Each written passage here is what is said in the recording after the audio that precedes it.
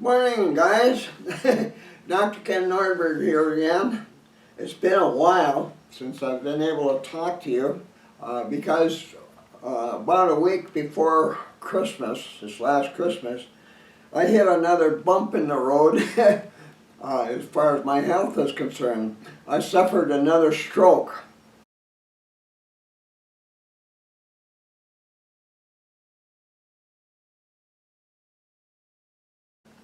On the second morning, by around, what was it, 9:30?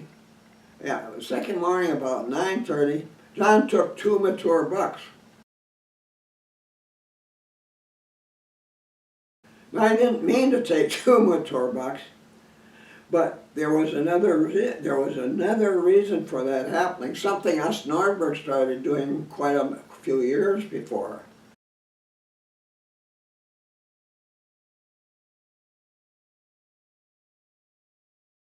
And it turns out this is really important today for hunting stubbornly nocturnal deer, wherever you hunt. My kids started first coming to deer camp many years ago. My study area, the area that I hunted, that was called the Nordberg hunting area, was in the middle of a huge area where it was not uncommon for hunters to get lost. And several got lost and were never seen again in that area during the years I had been there. And so when I brought my kids in there, that's when I started really, we were just learning about using tree stands back then. That's when I first started putting little platforms in trees to study whitetails. And that was working good. So I wanted my children to be in tree stands when they first started out. And we built permanent tree stand. It was legal back then, between like 3 or 4 trees close together, the platform in there, and even put a railing around them so they wouldn't fall off. And there was a legal height back then. That was 6 feet. And I don't know how that came to be, because nobody was using tree stands in those days, but 6 feet. We did nothing to try to hide ourselves up there, but when I started doing this, all of a sudden a deer walking real close to me and feeding right under me and all that kind of thing. It was amazing. It was just a perfect time to begin studying the lives of white-tailed deer, and finally wolves as well. I took the kids, when they were first hunting season, I took them to their stand sites personally and waited until they got up there and all set, and I told everyone, now you stay here in that stand site until I come and get you. Don't you dare come down. I didn't want them wandering around in that area where experienced hunters got lost and some of them perished out there. I was worried about it. You stay there. Well, they started getting big bucks. My daughter, Peggy, my oldest child, she got her first buck 11 feet away from her stand. And the next year from another stand, she got the second largest buck ever taken by a Nordberg. And it kept going that way with these kids. But I remember when my youngest son, we were starting to experiment with ground level stand hunting at that point, as opposed to tree stand hunting when he started. And one day I took him in, and we had to go through a terrible elder swamp full of puddles of water and all thick and hard to get through. Brought him a spot and brought him to a little hogback out in the woods there, and there was a deer trail going across it, a couple of them. Because of the way the wind was, I set him on a log in front of a big tree where he could lay down, and I told him, now, a buck is going to come down that trail right toward you, through the elder swamp over there. It was a good trail, a well-used one. And so you stay right here, and when he comes up out into the more open area here, shoot him from here. And I said, now, don't you dare leave this spot until I come to get you, or if I hear you shoot, I'll be here, get here as quick as I can. So that morning, a little while later, boom, he was using a shotgun with slugs. Boom, and so, oh geez, Ken got a shot. I knew it was him, I wasn't that far away. So I got out of my tree stand and went over there, and I got to the place, and he wasn't there, but there was a handkerchief, red handkerchief hanging on a branch. And so I went over there. Sure enough, there was a buck laying there, and he was gone. And So I was kind of waiting around, so well, I might as well start field dressing this thing, now. And before I was done, he was back again, leading all the rest of the family to that spot, coming through that terrible swamp. And I was almost mad at him for having done that. He could have gotten lost, I felt, but he found everybody and got them back to come and see the buck he just got. He wasn't much taller than his shotgun. so I never bawled him out for that, but I thought, look at that little devil is already becoming a good woodsman, having done that. But that got us started many years ago, learning something. We learned that after you shoot a deer, if you remain in your stand site for at least 15 minutes, or maybe longer, your odds of seeing deer there after you fired at a deer, shot it, missed her, or you got it and it went down, if you stayed there for an additional 15 minutes, something good happens. Now, we learned years ago also that during hunting season, some whitetails, including a couple 10-pointers I've taken doing this, we shot at them and I was shooting a 7mm Magnum, which is now good as a brush gun, but it was deadly when you hit a deer. That if I shot and my bullet hit a small branch, it might explode or a fragment and a ricochet, and you fire and the deer just standing there looking around, and if you're really careful about getting a second shot into the chamber without making any noise, you had a good chance of getting that deer with your second shot. This time being really careful about making sure you got a clear opening to the spot on a deer you're going to take it. I've had this happen to me several times in all the years I've hunted, but it became evident that for some reason that first shot didn't always frighten a deer enough to make it run away, unless you wounded it, clipped it or something. I thought about that for quite a while, and then during summer months when I was out there sitting in the woods watching, and a thunderstorm came along, and I was sitting out there and saw kaboom, thunderbolt, real close by, and those deer stop, and just like what I was explaining, they stand there looking around as if they were trying to decide if they should be alarmed or not. And it occurred to me during hunting season, if you shot at a deer and you missed it, it would probably be just standing there doing that, and this included big bucks, 10-pointers, wondering if that was a thunderbolt or a rifle shot. And if they had we learned, if they had reasonably a rifle shot, pretty soon they were gone, sneaking away or bounding away, finally decided to go. So we thought it would be important after you shoot at a deer to remain in your stand for at least 15 minutes. And if those deer you shot at, and there could be other deer around it, if those deer heard that shot, they would be thinking for a little while, or wondering if that was a thunderbolt or a shot made by hunters.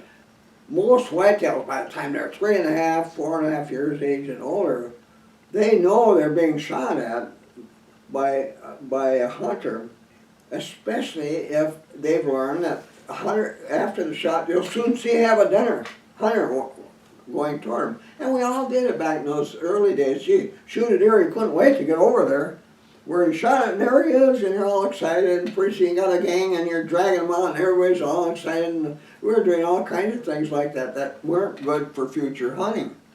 We learned that it pays to stay in your stand at least 15 minutes after you shot one, including when you hunt bear, because then it takes you time to settle down, and if you had deer in an area that you hadn't known were out there, if that was around and it was trying to decide whether that was a dangerous gunshot or a thunderbolt, you have a chance to see more deer. And it'd be especially important if the deer you shot at, you missed it, and it was just standing there wondering what to do. So, as we decided from now on, we should try to prevent deer from connecting that sound, that thunderbolt, with us, which would tell that deer when they hear that, whether it's a thunderbolt or not, there's a hunter over here and I got to get out of here. we didn't want that to happen. And in the beginning, I didn't want my kids to get lost in the woods. It works. So many times it was a second shot that took that buck. And or during that 15-minute period, other deer showed up.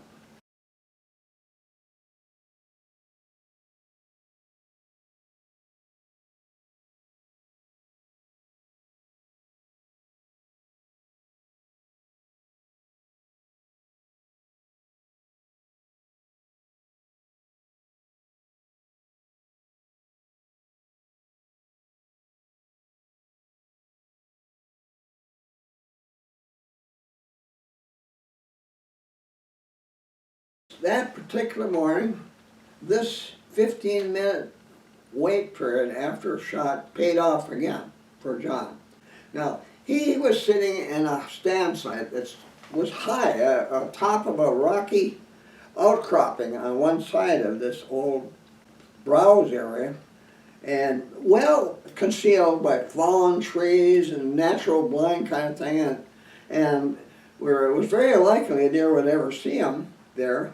But he was sitting there like he had for many years now. He's taken quite several deer from that spot over the last 10 years. It's the only stand site in our area today where we've taken more than one deer, more left. We've had some in the past that we were taking as many as 5 from one stand site, but the deer have gotten a little smarter about stand hunting, so it's less likely now. But that spot where John has been hunting at least once or twice every year, half day every year, has been good for him. He's taken quite a few deer there since he first started.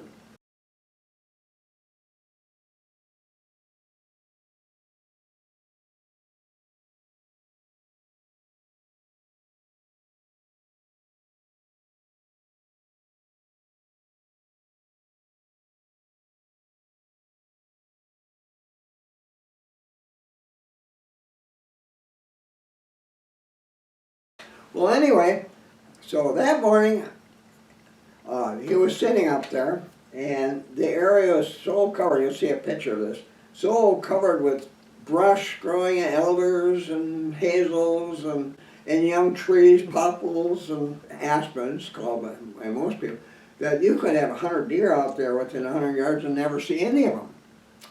And the only chance you had of seeing one move into these small little openings here and there in that area. And so he was sitting there, and about 9:30 he noticed some movements over there, about 100 yards away, out in front of him. Got his scope turned up, and he put it up there, and then there was a doe, and it was going from left to right, you know, in this little opening, not moving first. And then here comes a buck, a mature antlered buck, and it mounted that doe and bred her. And he waited and waited. When the buck got down, he took aim at that buck in the chest area and fired. Now, he wasn't sure if he hit it. You know, it didn't look like he hit the thing because they were just standing there looking around, like I explained. And finally he said, geez, got another bullet in there and took really careful aim, a little careful aim, and fired again. And this time it looked like it might have fallen, but he wasn't quite sure. But they disappeared. They had moved a little bit, and they were all hidden again. And he started his 15-minute wait. And before that time was up, and finally he said, geez, got another bullet in there and took really careful aim, a little careful aim, and fired again. And this time it looked like it might have fallen, but he wasn't quite sure. He started his 15-minute wait. And before that time was up, he knows, here's that doe, only about 50 yards farther away. And here comes a buck, here comes a buck again, in another little opening. He said, damn, he must have missed that thing after all. So he got his gun up and took careful aim and fired. And the same thing happened. Getting kind of frustrated. Holy crap, I've shot 4 times at that darn buck, and it's still up. So 5th time now. Pow! And it looked like it fell down. And he didn't see those deer anymore. They were gone. So waited another 15 minutes. So finally he headed over there to that spot, and he got to where it was, and there the buck was laying.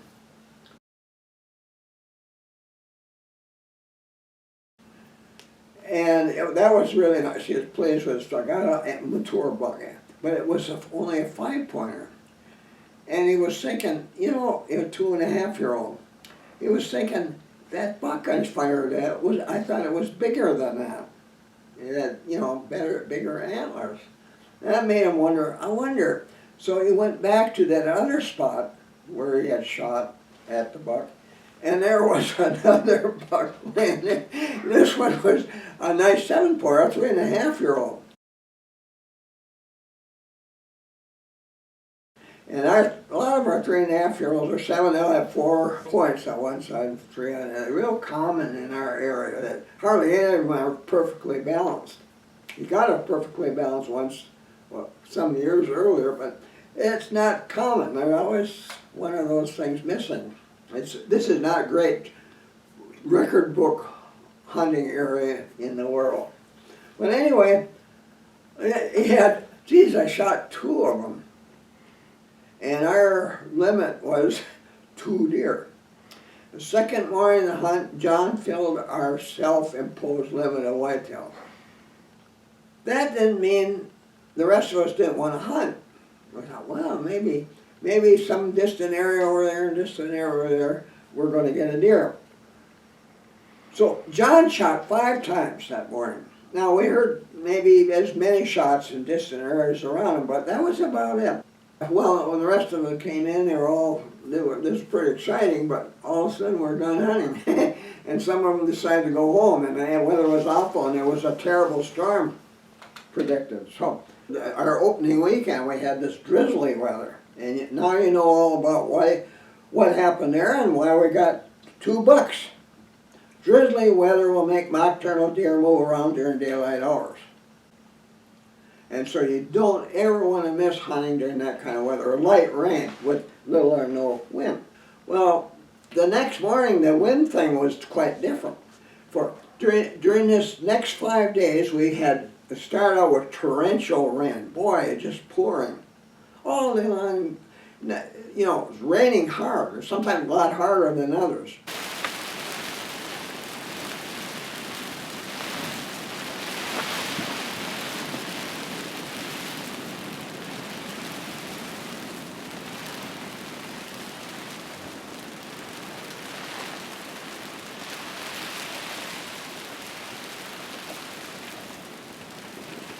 And then we had a day when that rain turned into sleet, and it was like little pebbles falling on our tents.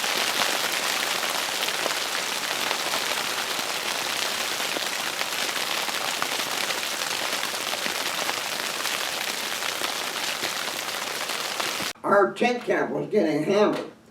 And then this went on, and then finally on the last evening of the 5 days, that night we got 8 inches of snow, wet snow. But I forgot to mention now, after the sleet, then the next 2 days we had ice storm, freezing rain. And our tents are really good at shedding winter snow, but they weren't good at shedding ice. And that ice was forming, it got to be at least an inch thick on my pickup the first day.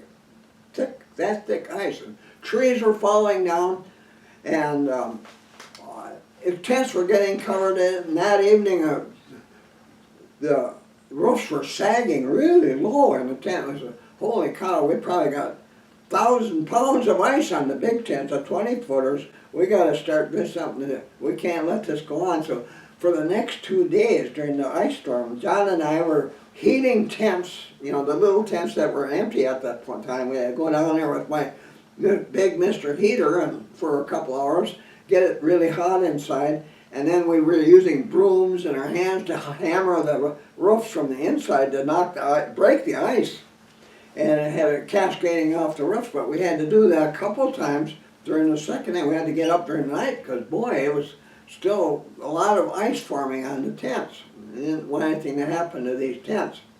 And so that was our big job during the ice storm part of it. And then the last day was 8 inches of sticky snow. And all the while, during all that kind of weather, during those 5 days, we had strong winds, gusting to 40 and I guess even 60 miles an hour. This wind was just whipping that area, and trees were falling, and it was just a mess.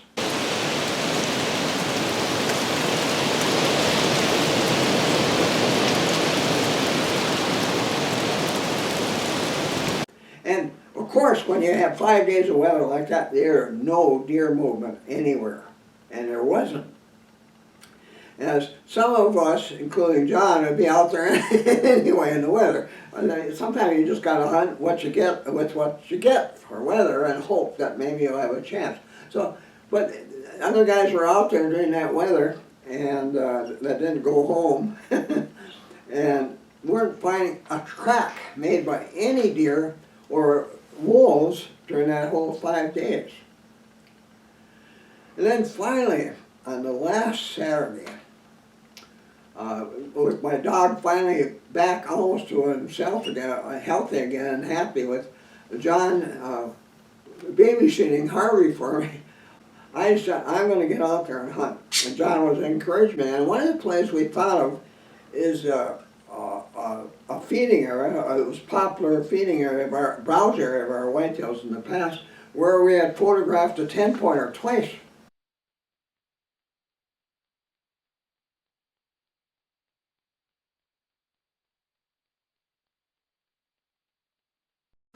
And I know, well, and the wind was okay for that, to go in there. It was kind of a crosswind, but I thought, well, yeah, gee, I think I'll do that.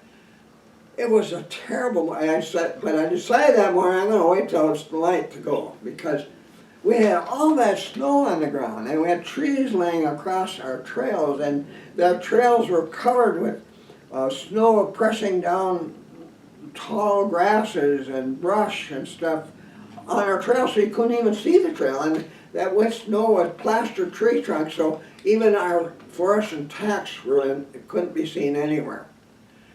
And you know, I started out trying to stay on one of our known trails that we used to go out in that direction, and you couldn't find any of it anywhere. You had to know where to go, but was it ever tough walking on that? Because under the snow there's all this stuff under there that would catch your feet trying to walk on there. And finally I gave up on that. And I said, I'm going to go to that spot. Now that morning, the heavy snow, it wasn't on anymore. The clouds were moving out, the dark clouds, and heading toward Wisconsin. And the wind had died. And there was practically no wind that morning. It was kind of from the northwest. So I decided at one point, after I had gone a couple hundred yards from camp, that, geez, this is terrible. So I decided, I'm just going to go cross country to that spot. I could see some trees ahead that tell me I'm on the way, I'm properly, and I'm checking my compass and that kind of thing while I was going to make sure. But it was difficult, and it was hard to use the wolf roost, and that's another story, but trying to walk in that kind of place. And finally I got to that feeding area around 10 o'clock. My plan was that morning is that I would keep going until I found fresh tracks made by a big buck or a doe and heat. I wasn't going to stop anywhere until I found that, and I had a good spot to sit and rest where the wind was proper for stand hunting. And I had my backpack stool on my back. I didn't find any tracks whatsoever through that whole thing. Now, normally, when you have the first heavy snow of November, our deer will not move until the evening of the second day after the storm. And that night, the tracks, it's like they're determined to put their hoof prints in every trail in the area that night before first light in the morning. But boy, they'd be all over the place. And so I thought, maybe because they had to wait so long to move and feed, they can live up to 30 days in the winter without feeding if they have enough fat stores on their body. So they just lay in their beds all the time where they're protected from the storm. But they'd be really hungry, and they would start moving around quicker, maybe the same day after the storm ended. It ended early in the morning that day, so I figure I'm going to find tracks. I'll bet I'll find tracks. I'll bet those deer will be anxious to move like drizzly weather had during opening days. This is going to be another one of those things where things are going to be different, that these deer will start moving earlier than expected. So I was kind of counting on that because we were planning to break camp the next day. Anyway, I got all the way out there and went through that whole, cautiously went through that whole feeding area without finding a track anywhere. So I said, well, I'm going to keep going, but I think I'll go over to another trail we've used for many years south of there. And when I hit that, I'm going to head back toward the logging trail that goes to my smaller tent a few hundred yards south of where John was in our big 20-foot tent. So I was going to start working my way back to that road, that logging trail. I was almost within sight of that tent. Oh, look at this, there's some tracks made by a big buck, and they were 4-inch long, and I said, this is a big guy.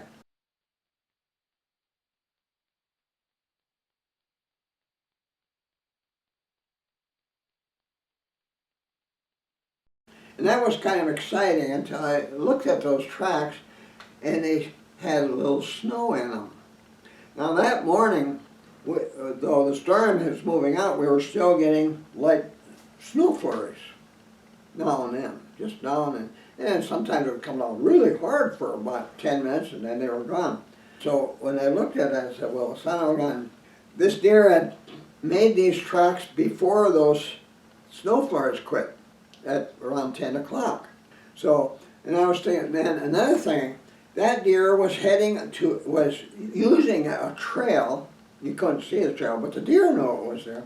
A trail, a big buck, probably the same one the big dominant breeding buck had been using to travel between two big clear cuts. They were older clear cuts, but parts of them were still real popular feeding areas for deer.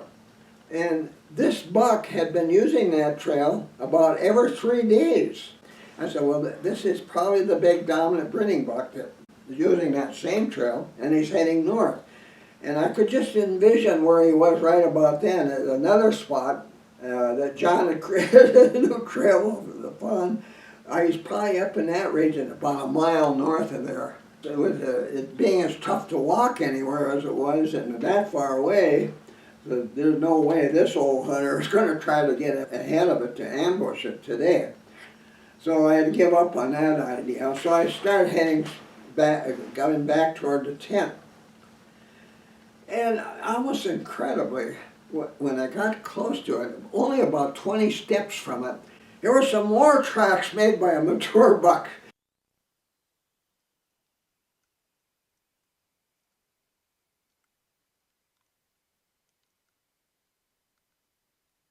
And these were fresh. There was no snow in those tracks. And that buck had walked right up to my tent there and stood around there, well, tracks all around there, and then turned around and went up and took a trail going south that we had marked, John and I had marked, to going to a new stand site in October, in the first part of October. Good morning, guys. We've been circling a ash slough down low. We're on the east side of it right now and looking for some trails going down to the area. It's one of the rare spots in this part of our hunting area where there is still water. And so we know this is going to be a valuable area along this edge to expect to see whitetails moving down in the morning, evening, even midday if it's hot, to get water. And coming by this area, we found a skull. And kind of looking at it here, trying to decide what kind of deer made the skull, or was the skull. The skull is here, there's no other bones. That means it's a wolf. It was a wolf kill. A wolf killed a deer, carried this skull from somewhere else, and laid down here to have a snack here, finish cleaning it up before leaving it behind. And there's evidence of strong jaws working on it. This zygomatic arch, this arch up there, is missing on this side, and it's cracked here above this sinus area, maxilla is cracked, and these are broken, and there's chips off I guess it's called occipital bone, chipped around there where the spinal cord goes in. So it shows evidence of strong teeth, but even if you didn't see that, it absolutely has to be a wolf kill. Nothing else would do this. There's no reason why you would find a skull like this in the woods if you didn't have wolves. And anyway, I was looking at the teeth, being a dentist, and all these cusps on these teeth are rather sharp, which means it's a young deer. It's not a fawn. The skull is not quite large enough for a fawn. I mean, it's too large to be a fawn. But the teeth, all the cusps are sharp, so it's a young deer. And I'm guessing there's very little wear otherwise on those teeth, and they're pretty solid in the bone. They aren't wiggly like you will on an older deer, and relatively unstained. So I'm guessing it's a yearling. And if we turn this over, we see it's a yearling buck. Is where the antlers were, right there. And they aren't real big bases, so that adds to the evidence that this was a yearling buck, a porky or a spike buck. Now, this all added up to this. 3 years before that, a little buck with knobs on it was found feeding around our big 20-foot tent. And John would talk to it, and it wasn't afraid, and it would walk away, but every once in a while it was showing up. The next year, it was a forkhorn. And same thing, and John had talked to him, and he gave that buck a name, he called it Buck Buck. Then the next year, it was a 2.5-year-old, and then here was that buck track. Now it was, we could almost be considered a mature buck, a 3.5-year-old. This has to be that same buck. And the reason it's not worried about walking up to a tent is because it said Buck Buck, it made these tracks. And then I was saying, well, he's a lesser adult buck. And while breeding is in progress, which it was at this point, he's hiding out here in this area to avoid confronting the big dominant buck, which is when does are in this, he's a mean son of a gun. These lesser adult bucks, they learn they don't want to mess around with that buck when does are in his, because he might even try to kill him. He's hiding out there, meaning he's real close to where I am standing here by this tent right now.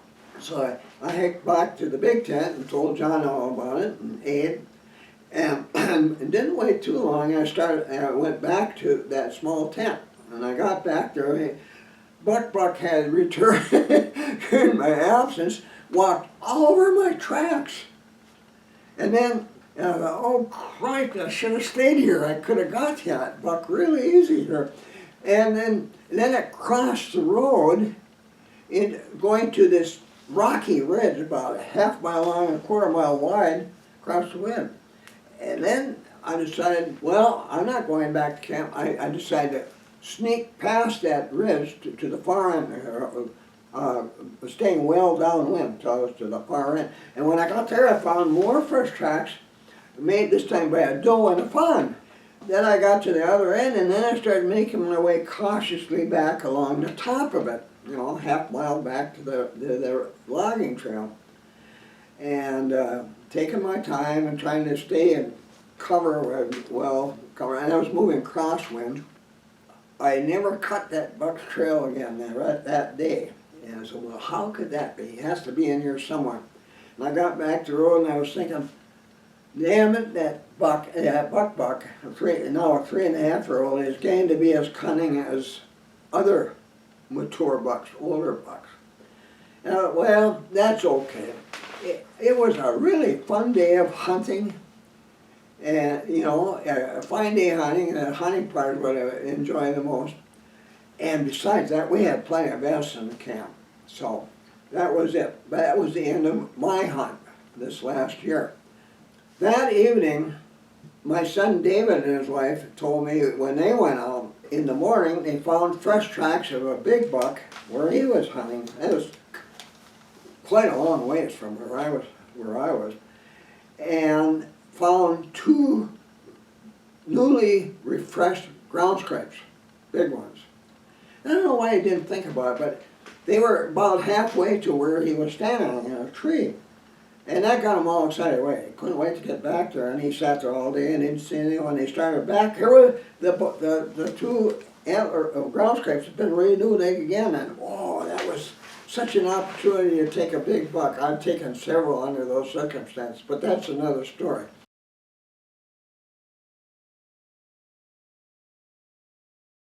But again, that's further proof that whitetails had become active soon after one of those storms passed. Now, it could be a day storm or a 5-day storm, but very soon after that, during daylight hours, these whitetails are going to want to be out there feeding. So these were two important things.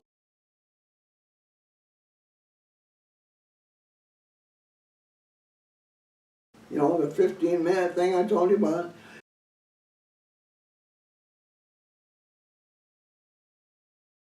Another thing, staying away from it for at least 2 or more weeks before you plan to hunt there. Don't be messing around there anymore. And another thing, don't depend on one picture of a big buck as being a hot spot.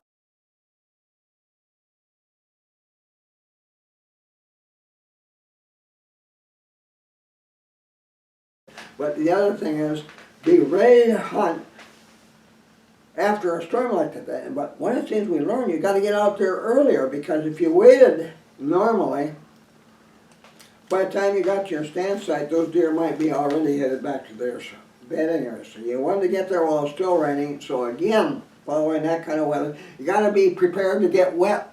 Wear waterproof clothing. So if you don't have waterproof clothing for deer hunting, you better get some before next season, because in the future, that clothing is going to be valuable to you for hunting stubbornly nocturnal whitetails or bucks. So there you go, guys. Now, one more thing.